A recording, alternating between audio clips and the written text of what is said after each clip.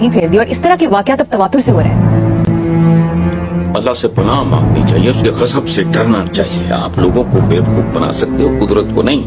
सुना बलून्स होते हैं, ये पता नहीं क्या काली स्याही होती है, वो भर के मारते हैं, मुंह काला हो जाता है। हाँ, मैंने एक और भी मंजर देखा है, जी बच्चों का ढेर है।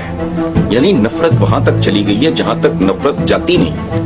8, 10, 12, 14, 15 साल के बच्चों को क्या तमीज है, कौन नवाज शरीफ तो कौन नहीं, तो कौन फलाना तो कौन नहीं। लेकिन नहीं, अच्छी बात है, ये वो सूरत हाल हो गई है जब कायद आजम मोहम्मद अली जिन्ना, उनकी शख्सियत वो तो खैर कहानी और है, अनपरचेजेबल और इनकरप्टेबल, यानी उनके हरीफ कहते थे कि ये वाहिद मुसलमान है। वैसे कमाल वो भी उस वक्त ये भी ठीक ही कहते थे कि पूरे बड़े सगीर में वाहिद मुसलमान जिसे ना करप्ट कर सकते हो ना खरीद सकते।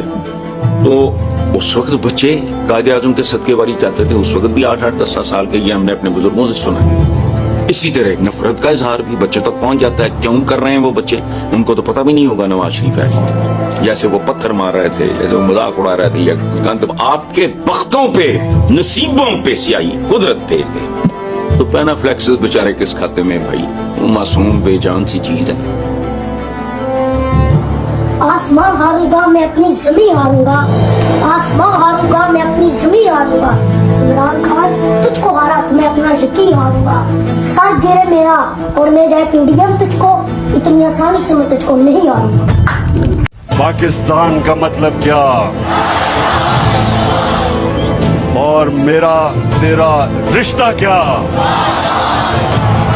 और ला इलाहा इल्लल्लाह का मतलब हम किसी के सामने नहीं झुकेंगे।